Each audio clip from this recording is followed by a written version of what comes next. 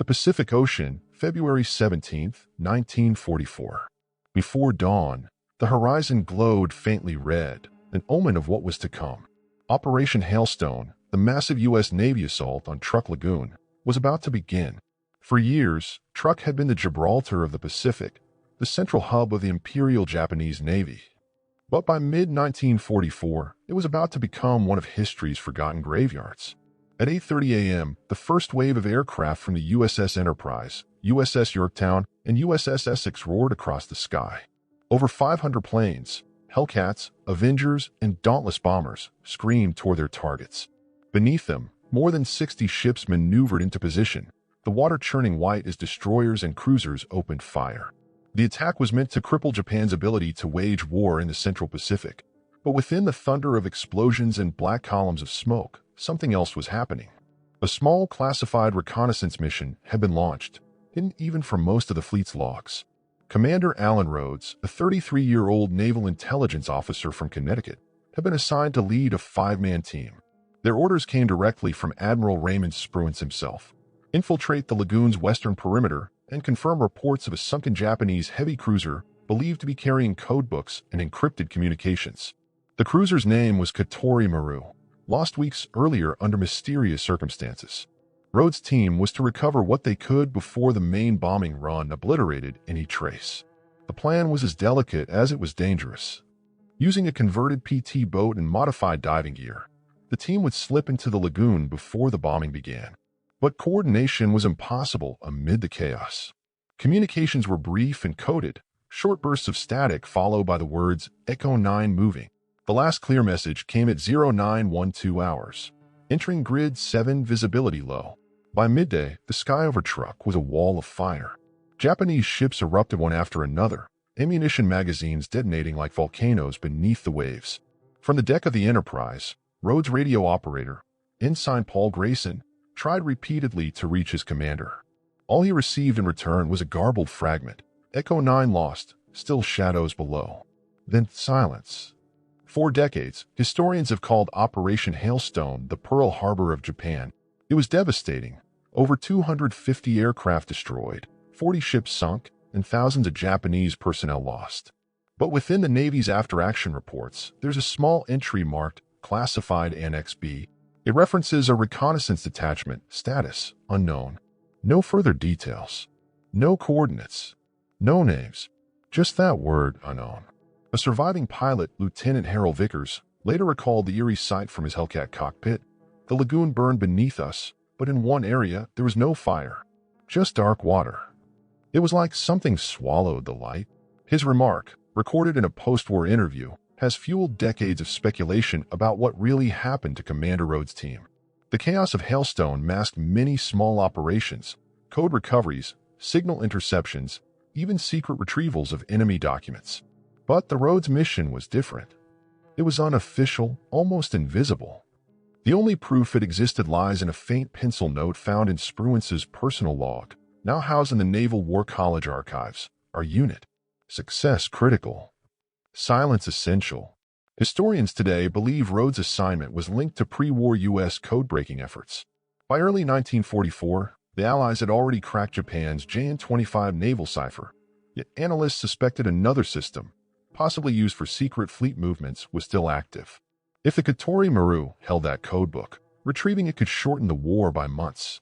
But in the fog of battle, nothing went as planned. The human side of this story is what lingers most. Rhodes was newly married, his wife Elizabeth writing to him weekly from San Diego. In one letter, found unopened in his personal effects, she wrote, "You once told me that the sea keeps secrets better than any man. Come home and tell me one someday." He never did. It's easy decades later to look at the maps and see clean lines of victory. But in those hours over Truk Lagoon, the difference between a hero's mission and a lost cause was measured in heartbeats. A dive too deep, a current too strong, a signal too late, and men vanished without a trace. In wartime, courage often meant silence. As the bombing subsided that evening, the fleet regrouped. Reports poured in, tonnage destroyed, planes lost, fuel expended. When the Enterprise's operations officer asked about the reconnaissance team, no one had an answer. "They're probably still down there," someone said quietly. But the words carried more weight than anyone wanted to admit. By nightfall, Admiral Spruance ordered a final sweep of the area. Nothing was found. No debris. No flares. No movement. Just a calm sea, glimmering faintly in the light of burning oil. Officially, the Rhodes unit was declared missing in action. Unofficially, whispers circulated that they had discovered something during the raid, something worth erasing from the record. As one intelligence officer later remarked, "In war, some victories are remembered and some are buried." Truk gave us both. The morning after the first day of Operation Hailstone, Truk Lagoon lay shrouded in a gray haze of oil and ash. Sunlight struggled to reach the turquoise waters below, where twisted metal and torn hulls drifted slowly to the bottom. But beneath that chaos, Commander Alan Rhodes and his 5-man reconnaissance team were already deep below the surface, pursuing a mission that no one on the surface would ever see completed. Their modified PT boat, designated PT-197, had slipped into the western edge of the lagoon hours before the bombing began. The vessel's engine had been muffled, its paint darkened for low visibility. The team carried experimental rebreathers, Mark V diving suits, and waterproof field cameras, all cutting-edge equipment in 1944. Their orders were to locate a wreck believed to be the Katori Maru, a Japanese communications cruiser sunk weeks earlier by American airstrikes. Intelligence believed it carried an encryption ledger, perhaps even a backup for Japan's naval cipher. According to the surviving operations log recovered later, Rhodes' team made first contact with the lagoon floor at approximately 0915 hours. The entry read simply, "Depth 118 feet, visibility poor. Wreckage confirmed." Then the handwriting changed, shaky, uneven, smudged by water. The next line, "Currents increasing."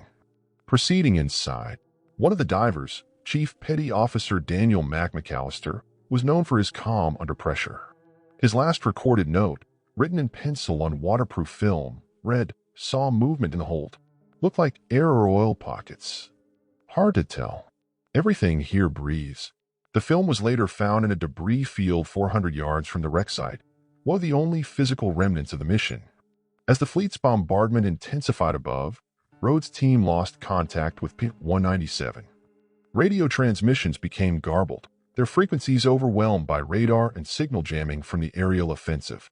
Lieutenant Harold Vickers, flying overwatch from the USS Essex, later recalled hearing a faint voice over the tactical channel, Echo 9 moving west, Grid 7 compromised, then silence.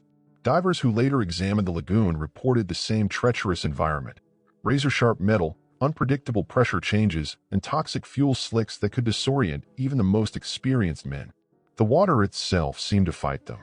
"It was like the ocean didn't want us there," said one Navy salvage diver decades later. Everything metallic hummed. You couldn't tell if it was current or ghosts. But there were no ghosts, only men working against impossible odds. Rhodes, trained in underwater demolitions and code retrieval, have been part of early OSS collaboration with Navy intelligence. His experience made him the logical choice for this mission. His personal journal, preserved by his wife, included a passage from Marcus Aurelius that he had copied before deployment. "Remember, you could leave life right now. Let that determine what you do and say and think." It became his quiet mantra as he descended into the abyss. The deeper they went, the more their instruments failed. Oxygen gauges fluctuated wildly, and the lagoon's silted floor reduced visibility to mere inches. The wreck itself appeared distorted, its bow torn open by a previous bombing, cables hanging like vines from the broken deck. Inside, fragments of paper floated in the dim light, too fragile to touch. Yet Rhodes pressed forward, signaling to his men to collect whatever they could. At 1017 hours, the PT boat reported minor hull breach. Then all communication ceased. When the Navy regrouped later that day, PT-197 was listed as unaccounted for. Fuel records showed it had enough for 6 more hours of operation. The search area was limited. Japanese resistance on nearby islands made recovery impossible. What little remained of the mission was filed under classified annexes and quietly forgotten. Years later, in 1961, a retired intelligence officer admitted to a historian that Rhodes' dive wasn't just about codebooks. According to his statement, the mission had a dual purpose: to verify rumors that the Japanese had been experimenting with magnetic mine systems and acoustic sensors capable of detecting Allied submarines. If true, recovering that data would have been vital to future operations. But that truth sank with the men who sought it. From a modern perspective, Rhodes' descent into Truck Lagoon mirrors the eternal conflict of war, the drive to understand what should perhaps remain hidden. The men of Echo 9 were not just soldiers.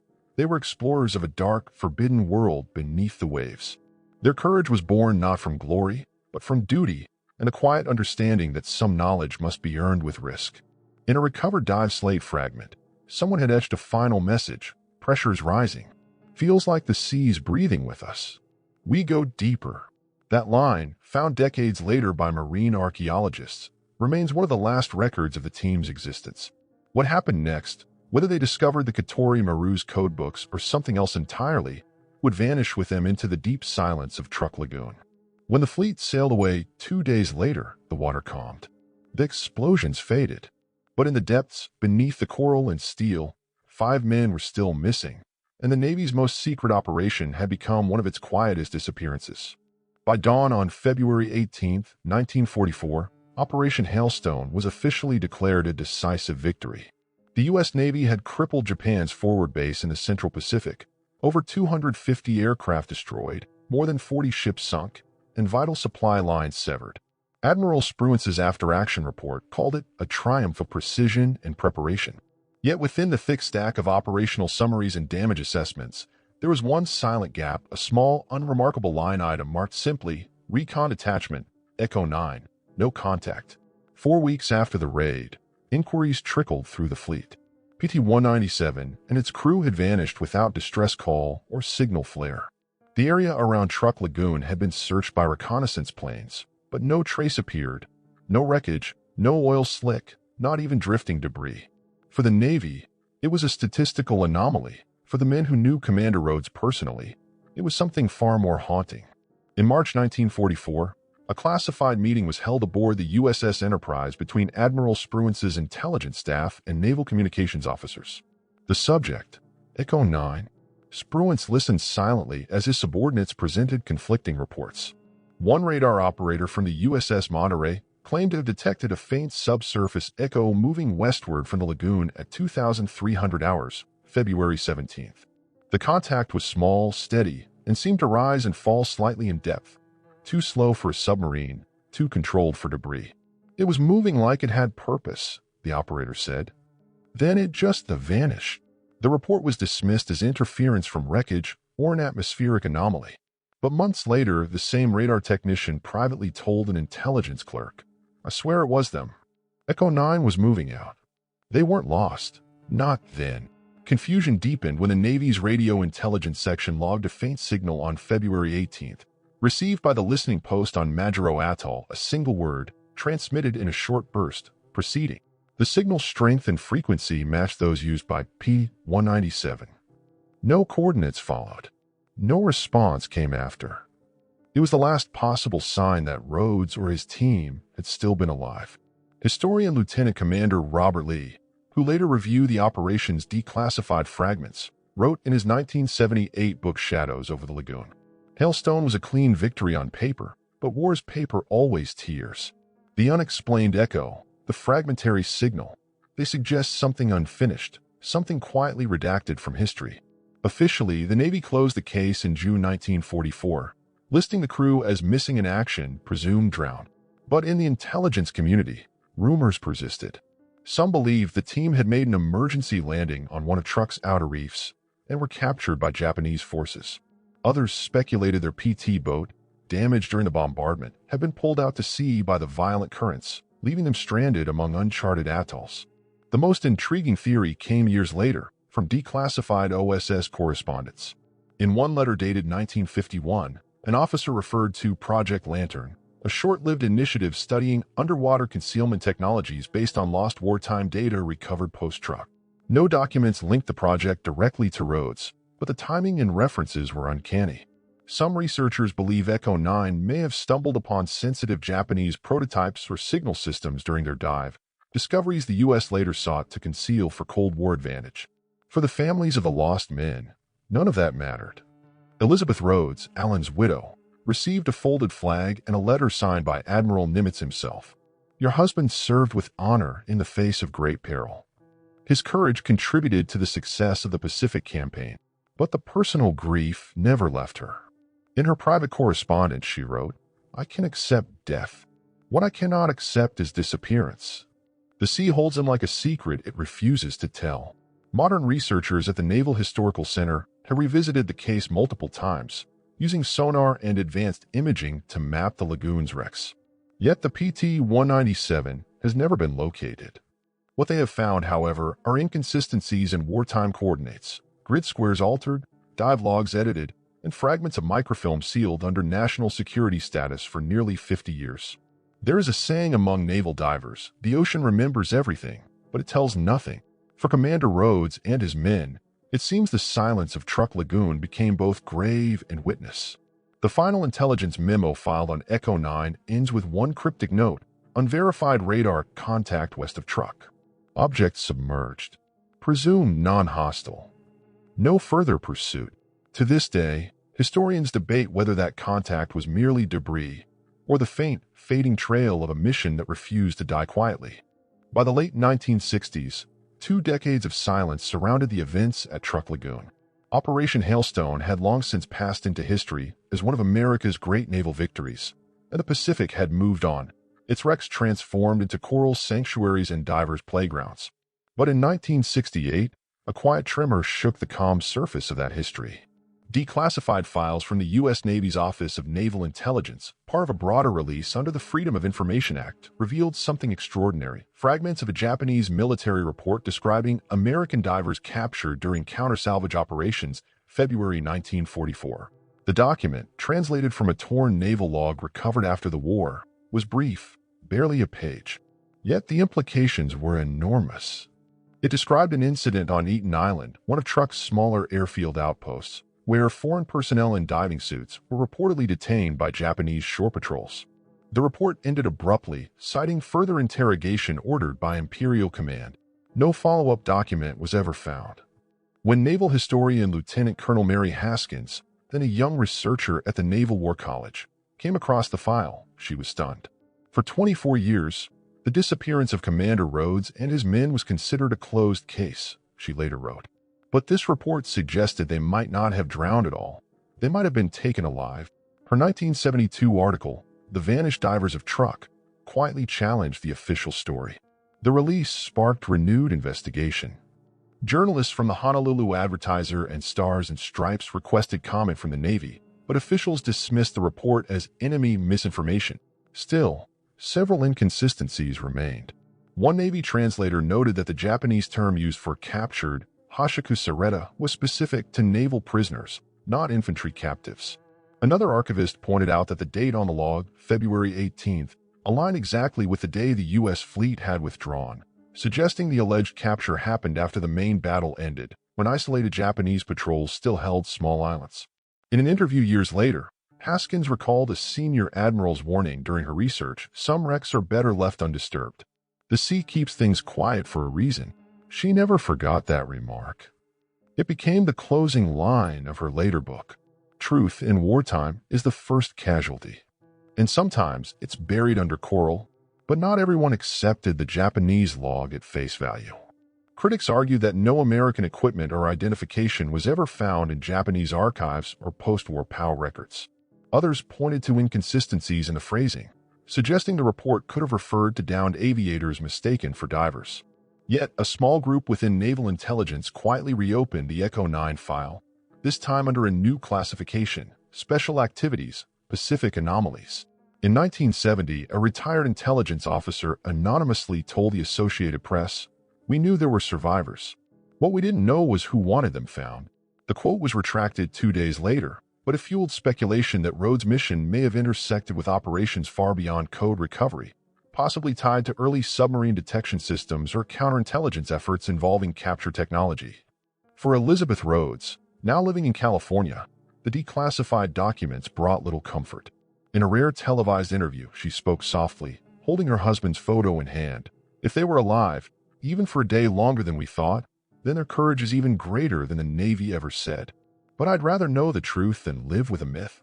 By the end of the 1970s, the Navy's official stance remained unchanged. No conclusive evidence, no confirmation of capture, and no recovery of remains. Yet among researchers and divers, the idea that Echo 9 might have survived, even briefly, transformed Truck Lagoon from a wartime site into a living mystery. Expedition teams began returning to the area, scouring wrecks, searching for any sign of PT-197 or its crew. None were found, but stories persisted among locals on nearby islands. Some elders spoke of 5 foreign men brought ashore by soldiers in 1944, one injured, one barely walking. Their fate, according to oral accounts, ended with a storm that swept through weeks later, destroying much of the garrison. Whether fact or legend, those tales matched the number of Rhodes' missing crew almost exactly. The historian Haskins, in her final lecture at Annapolis, summarized it best. When we study war, we think of strategy and victory. But the real history lives in the silences, in the pages that were never written, in the wrecks we don't explore. Somewhere under that lagoon lies the truth. And it may never want to be found. By the close of the 1960s, the official record of Operation Hailstone was settled. But the quiet reappearance of those declassified fragments reopened a question that history had tried to seal shut. Next, we journey forward to the 1990s, when divers returned to Truck Lagoon and uncovered something that reignited the mystery of Commander Rhodes and the fate of Echo 9. By the 1990s, Truck Lagoon had transformed from a wartime battlefield into one of the world's most hauntingly beautiful dive sites. Beneath its turquoise surface lay a frozen museum, tanks, fighter planes, and ships resting silently on the sandy floor, preserved by salt and stillness. Each wreck told a story of destruction and loss. Yet, for a small team of divers from the United States and the United Kingdom, one wreck held a secret that would reignite a mystery nearly 50 years old. In 1994, British marine archaeologist Dr. Simon Keating led a joint expedition to catalog shipwrecks from Operation Hailstone. Sponsored by the Historical Diving Society and funded in part by the U.S. Naval Heritage Trust, the project aimed to document all major wrecks using new sonar mapping technology. On their 10th day of dives, Keating's team explored the remains of a Japanese auxiliary ship, resting 130 feet below the surface near the western edge of the lagoon, the same grid where Echo 9 had vanished. While photographing the coral-encrusted hull, diver John Mallory spotted something unusual wedged between a collapsed bulkhead and the seabed, a rusted steel cylinder, coated in silt but distinctly American in design. When they brought it to the surface and carefully cleaned it, the team made a stunning discovery. Stenciled faintly along its side were the words, USS Enterprise, Recon Unit 12. It was an oxygen tank, the type used exclusively by Navy reconnaissance divers during 1944. Records confirmed that only one small detachment from the Enterprise had been equipped with those rebreathers, Commander Alan Rhodes' team. News of the find spread quickly through naval circles. The U.S. Navy sent representatives to Chuck, formerly Truck, to verify the artifact's authenticity. After metallurgical testing, they confirmed the tank was indeed genuine, manufactured in 1943, and assigned to a classified Special Reconnaissance Unit aboard the Enterprise. The Navy declined further comment, but off the record, one official admitted, "This opens questions we thought were buried decades ago." Dr. Keating, in an interview with National Geographic later that year, reflected on the discovery. It wasn't just a piece of metal. It was a voice, rising through 50 years of silence. As word spread, independent researchers and documentary teams returned to Truck Lagoon, hoping to find more. Over the next few years, divers recovered small fragments, a corroded flashlight casing, a section of American diving harness, and what appeared to be the shattered remains of a camera lens. None of these conclusively tied to Rhodes' men, but together they hinted that at least part of the reconnaissance gear had survived the raid. One theory began to take shape among naval historians. Perhaps Rhodes' team had surfaced after the dive and attempted to rendezvous with another vessel, only to be caught in the crossfire or left behind as the fleet withdrew.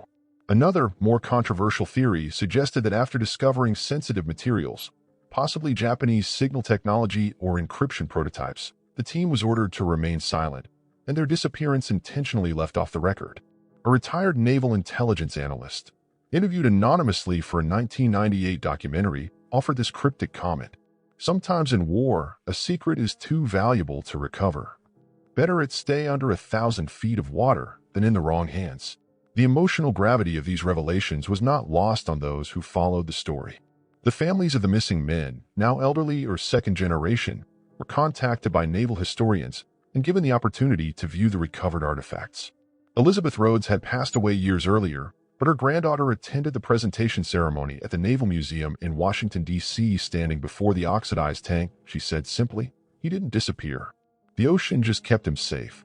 To this day, that oxygen cylinder rests behind glass at the museum, labeled Recovered Artifact, Operation Hailstone, 1944. Beneath the label, a small plaque reads, "Dedicated to the men of Echo 9, whose courage continues to surface." The find reignited academic interest in the case. New dives were proposed, sonar mapping extended to the outer reefs, and satellite imaging technology was employed to scan for remnants of PT-197. But the sea remained silent. Nothing else connected definitively to Rhodes or his men was ever recovered. Yet the implications of the 1990s discoveries went beyond archaeology. For many, the story symbolized the eternal struggle between truth and secrecy in wartime. What had begun as a mystery of disappearance had evolved into a meditation on what nations choose to remember and what they choose to forget. As Dr. Keating concluded in his field notes, every wreck in Truck Lagoon holds a memory. Some rest easy. Some are restless still. Today, Truck Lagoon, known now as Chuck Lagoon, is a place where beauty and tragedy coexist. Divers who descend into its still, glassy waters find themselves surrounded by silent cathedrals of rust and coral, bombers resting on their wings, tanks frozen mid-roll, decks littered with bottles, boots, and ghosts of movement. To most, it's an underwater museum of war. But for those who know the story of Echo 9, it is something deeper, a memorial to courage, to secrecy, and to the kind of love that endures through silence. By the turn of the millennium, Operation Hailstone had been exhaustively studied, documented, and commemorated. Yet among the hundreds of known wrecks mapped and cataloged, there remained one absence that scholars still couldn't explain. No trace of PT-197, and no remains of Commander Alan Rhodes or his men. Over the decades, the mystery of their disappearance had evolved from a military enigma into a human story, a story about what war asks of men and what it takes from those they leave behind. In 2001, a joint U.S.-Japanese underwater archaeology team conducted a sonar scan of the western perimeter of the lagoon, the last known position of Rhodes' detachment. What they found was a faint outline buried under decades of sediment, resembling the hull of a small patrol craft. Yet before excavation could proceed, local authorities halted the operation, citing its location within a protected memorial zone. The object was left undisturbed, officially listed as an unidentified wartime vessel. To this day, no one has confirmed whether it was PT-197. For the families of the missing, the uncertainty was both agony and closure. They had something to believe, if not to prove. At a 2004 memorial ceremony on Guam, attended by U.S. Navy representatives, a small brass plaque was unveiled. To Commander Alan Rhodes and the men of Echo 9, lost in Operation Hailstone, February 17, 1944. Their mission remains unknown. Their duty unquestioned. Rear Admiral Thomas Keane, who presided over the event, said in his address, "War records victories. It rarely records silence. But silence, too, can be a form of valor." Underneath the formal speeches and folded flag, however, the deeper story of Rhodes' disappearance lingered, not as conspiracy, but as a kind of quiet truth, that sometimes men vanish not because they are forgotten, but because their deeds were meant never to be known. Perhaps their discovery would have revealed technology, intelligence, or operations better left buried in the tides of history. Perhaps, as some believe, they simply succumbed to the sea, swallowed by currents that even now defy mapping. Whatever the case, Truck Lagoon became their resting place, an immense, living graveyard where time itself seems suspended. Divers who visit the wrecks often speak of a profound stillness, a feeling that they are intruding upon something sacred. Many leave small offerings, coins, flags, even handwritten notes, drifting gently across the decks of sunken ships. Among them is a laminated copy of a letter once written by Elizabeth Rhodes to her husband in 1944. "You once told me the sea keeps secrets better than any man. Come home and tell me one someday." That letter now rests sealed in a bottle near the site where her husband was last known to dive. For modern viewers, the story of the forgotten raid and the vanished divers holds a quiet relevance. In an age where information floods every corner of life, Echo 9 reminds us of the dignity of the unknown, the parts of history that resist exposure, the human moments that live between the lines of official record. Their story is not about conspiracy or cover-up, but about the limits of human endurance and the ocean's vast, impartial memory. Truck Lagoon remains, as Dr. Simon Keating once said, a library without voices. Each ship, each shadowed hull, is a page that can be read only by light and silence. Among them, perhaps, lies the final chapter of Echo 9, buried under coral, preserved by salt, unreachable but not forgotten. As one surviving pilot from Operation Hailstone wrote years later, "We won the battle, but the ocean kept its secrets. And so it has. Because in the end, beneath the roar of history and the triumph of nations, love, loyalty, and loss all return to the same depth, a quiet, endless blue where men like Rhodes and his team rest, remembered not by their mission success, but by the silence they left behind."